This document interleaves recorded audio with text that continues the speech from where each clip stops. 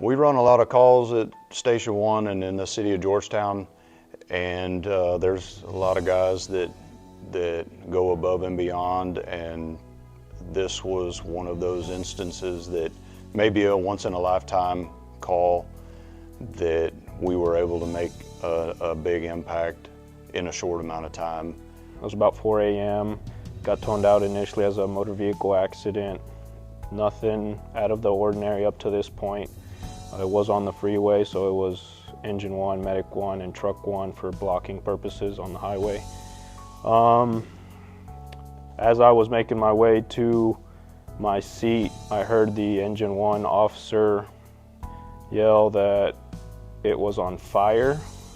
And then as we were driving to the call, we got more feedback that, because officers were on scene, we got more feedback from them. They indeed confirmed, hey, the vehicle's upside down on its roof, it is on fire, we don't know where the driver is. So en route, I just started processing, if this truly is what's going on, I just started processing what I need, or what I could do to maybe make a difference. And what came to mind was grab the water can to put the fire out, and then I'm grabbing my axe and my Halligan to try and force the door open while we can get some heavier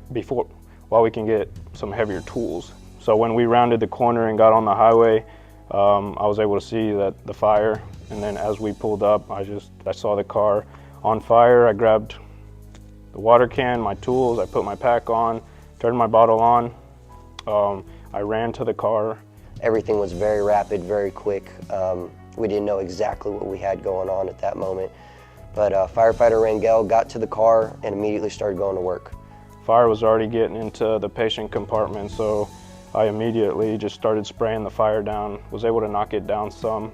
At that point, the officer on engine 1, he had gotten the combination tool, or the Jaws of Life, ready, and he handed it to me. Started working on the door, was able to get it open, and then at that point is when I hopped in the vehicle to search for the victim.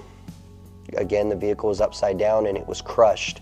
So this type of entrapment was a little bit more technical and very difficult for the circumstances that we had compared to a normal extrication.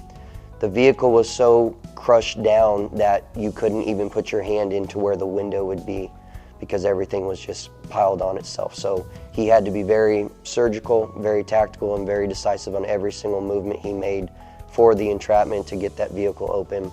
Rangel went above and beyond and put himself behind the patient and really was looking out for the citizen, the patient in need, and it was extraordinary. And it was really time sensitive, and he put the patient before himself in that instance.